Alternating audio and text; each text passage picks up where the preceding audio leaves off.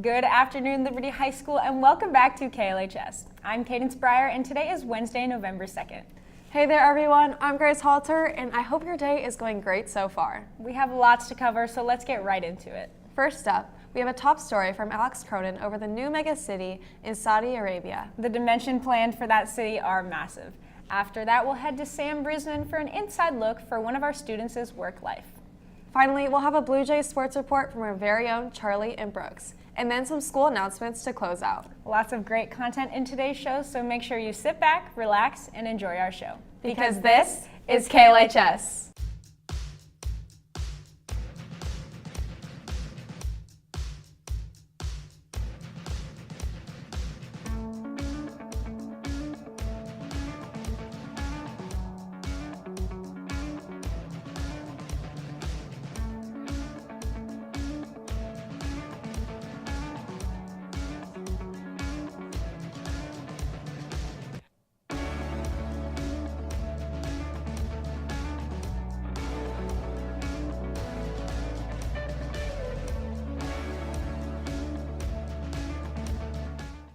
Hey Cadence, have you ever been to Saudi Arabia? You know, I can't say that I have. Me neither, but I did hear that they're starting a new city project. Earlier this year, they unveiled plans for the new mega city called The Line.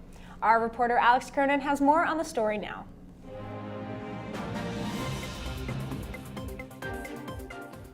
What's up, Jays? I'm Alex Cronin, and all across pop culture we've seen crazy futuristic cities like Wakanda from Black Panther or even Orbit City from the Jetsons. In our reality, though, our cities of the world seem a little boring. But in Saudi Arabia, the company Neon is putting on the possibilities for futuristic cities in the present day. Earlier this year, Neon unveiled its plans for the megacity called The Line, a 170-kilometer-long city built between two giant reflective walls, causing the city itself to look invisible to the rest of the world. The company states no roads, cars, or emissions. It will run on 100% renewable energy, and 95% of the land will be preserved for nature. People's health and well-being will be prioritized over transportation and infrastructure, unlike traditional cities, only 200 meters wide, but 170 kilometers long and 500 meters above sea level. Now, something like that does sound a little too good to be true, but they have already started laying down the foundation and plan to have it done by 2030. The company also states the line will eventually accommodate 9 million people and will be built on a footprint of just 34 square kilometers. This will be a reduced infrastructure footprint, creating never-before-seen efficiencies in city functions. The ideal climate all year round will ensure that residents can enjoy the surrounding nature. Residents will also have access to all facilities within a 5-minute walk, in addition to high-speed rail with an end-to-end transit of 20 minutes. A big city project like this has been attempted before with Dubai's World Islands, which was a group of islands, man-made islands, made up to look like the map of the world. It was supposed to be a luxury island resort where the elite of Dubai could live, but the project eventually ended construction after many investors pulled out. People around the world have hope for the line, as is a whole country funding the project and not just empty promises. That's all I have for today, Jays. For KLHS, I'm Alex Cronin. Thank you, Alex, for that coverage. Maybe I'll make a trip down there later. Maybe, Grace, but 9 million people in a city is a hefty amount. Very true, Cadence. Now let's head over to some announcements. Starting off, the Clay County Health Department will be at LHS on Thursday, November 3rd. They are hosting an immunization clinic for students. Students that have been signed up for this clinic will receive a pass Thursday morning telling them what time to report to the Hall of Fame room. Teachers, please allow these students to leave class at this time. Our goal is to get them back to class as soon as possible. Next up, our LHS theater production of The Little Mermaid will be hosting a teaser performance on Tuesday, November 8th. This will be in 7th hour and will last about 30 to 40 minutes. Teachers, if you would like to bring your class to this preview, please use the link in your email to sign up. Once all the seats are full, the form will close.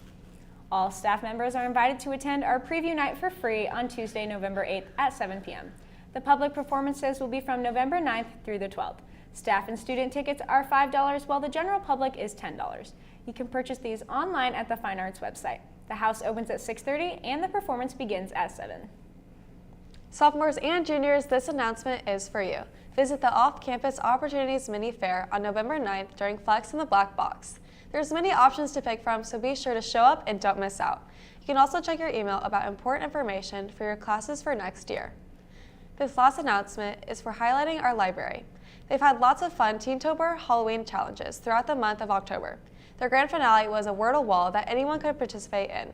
This past month, they've had Spin the Prize Wheel, Guess the Story from Emojis, and even a pumpkin contest. Let's give a big thank you to our librarians for putting in so much effort. And finally, let's congratulate Avery Jolly on winning the Wordle Wall. That is all the announcements we have for the day. Very cool opportunities for off-campus, so please look at that for next year. Speaking of opportunities, we have a student here at LHS who's recently been employed at Arrowhead Stadium, a chance that very few get to experience. There's a lot more to this student's job than what meets the eye, as he's learned many valuable lessons in the workplace. Let's get into our reporter, Sam Brusman, for an inside look. The daily hustle of a part-time job is all too common among youth, as we all do our best to save up for college, pay vehicle bills, or finance any other type of expense a teenager might find themselves facing. Calvin Wager, a senior at Liberty High School, is no stranger to this feeling, working as a ticket clerk at Arrowhead Stadium through the Chiefs football season. Wager has been working at Arrowhead Stadium since last July, receiving the opportunity to do so after Arrowhead partnered with the DSI, an international organization promoting the rights of persons with Down syndrome. Though working at Arrowhead Stadium isn't all too common for high schoolers, the challenges Wager faces on the clock are much like any other. Every day when there's a game, it's always a challenge, and making sure they're in the right section. If they're in the wrong section, there's always a section restriction. What isn't too common, however, is the array of high-profile individuals Wager has had the opportunity to meet through his workplace. My favorite part of the job is that you get to meet really cool people. I've met Eric Stonestreet from Modern Family, which is amazing. I didn't know who he was when he came in, and when he took off his sunglasses, I was like, "Are you Eric Stonestreet?" And I was really starstruck. Wager's employment at Arrowhead isn't his first rodeo, as he also works at Texas Roadhouse, where he has been employed for a year. My favorite part about working at Texas Roadhouse is that I've always dreamt of working there. As a young boy, I had a tag that had my name on it, and I was like, this would be really cool if I were to work there. And years later, here I am now, doing what I love doing. Though Wager has taken lots of enjoyment from his jobs at Texas Roadhouse and Arrowhead Stadium, it all pales in comparison to the lessons he's had the opportunity to learn along the way. I'm a people person, and people like to approach me. People like to get to know me. The biggest lesson is communicating with people and saying the right thing. Surely there's something we can all take from Wager's hard work and positive outlook, as he goes to show it's not about what you do, but your perspective while you do it. From KLHS, this has been Sam Brusman, signing out. Thank you so much, Sam. It's inspiring to hear about Calvin's passions for both of his jobs, as well as the opportunities he's been granted along the way. All right, I know we love talking about all things LHS, but today we're gonna go dive a little deeper. Our LHS athletic program makes up a huge part of our school. Lots of our sports teams succeeded at state, districts, and conference this year. Our sports reporters Charlie Marshall and Brooks Babcock have more with your Blue Jays sports report right now. Good morning, Jays, and happy Wednesday. A lot of sports to talk about today with our softball team going to state, swim team's conference meet, and round one of the football playoffs. With that, let's get right into sports.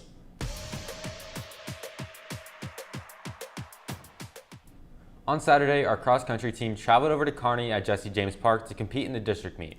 The day started with Liberty's men's team at 8 a.m. The Jays ran really well, led by Miles Thornburg, who placed second overall. The men's team took second in districts and qualified for state. While on the women's side, the Lady Jays also raced really well, placing third in districts. The Jays' top medalists were Ella Brown, who took seventh, and Britta Faust, who grabbed the ninth spot. Let's go to KLHS's Megan Gifford to see how Britta feels about her performance. So the preparation leading up to state, it was really a time-consuming thing. So we went through a few of our meets and we did really well, but then it got time for postseason meets, which are very crucial because you have to qualify and everything. So at conference, our team took second place, which was really good, and we were really happy with that. So then the following week we had districts. So for districts, you have to be in the top 4 teams and to qualify to state. So we placed third, which was super exciting as a team because we got to take our whole team to state, not just a few individuals. So at state, it was definitely a whirlwind of emotions for me because I'm a senior, so it being my last time competing at that meet, it was really super emotional. And so leading up to state, I tried to kind of push off those emotions and just kind of focus on the race. And when I crossed the finish line, I just started bawling because it was my last time with that group of girls, and it was definitely a special team this year. We're like sisters. It's like a bond like no other, and those relationships mean a lot to me. And my coaches and my family was all there, so it was definitely emotional. But I'm looking forward to track season because it's the same group of girls, and yeah. Thank you, Megan. Now, moving on, this past week, Brooks, our softball team, traveled down to Springfield to compete for a state championship. In Game 1 versus Francis Howell, Liberty was shut down at the plate and sadly couldn't quite get even a run-up. But don't worry, they bounced back in Game 2 versus Marquette and took 3rd overall in the state. Congratulations, Jays, on a great season.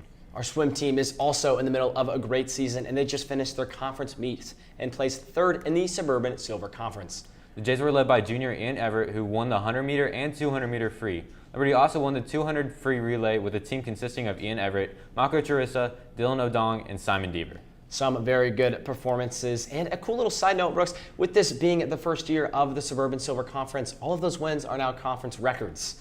In other sports news, our football team played in round 1 of districts versus Blue Springs South last Friday. Liberty found the end zone 2 times in this game, and despite the hot start to the second half and the 230 rushing yards, Liberty would fall, meaning the football season here at Liberty would come to an end. A disappointing finish for such a great team. It is indeed. Well, that wraps up sports for us today, but don't worry, we will be back on Friday. I'm Brooks Babcock. And I'm Charlie Marshall, signing off from KLHS. Thank you so much, Brooks and Charlie. Most definitely, we are so proud of all of our sports teams. Our show is almost finished, but before we go, please stand for the pledge. I pledge allegiance to the flag of the United States of America and to the republic for which it stands, one nation, under God, indivisible, with liberty and justice for all. Big thanks to Alex Cronin, Sam Brisbane, Charlie Marshall, Brooks Babcock, and all of our behind-the-scenes production crew. For KLHS, I'm Cadence Brower. and I'm Grace Halter. See you later, Jays.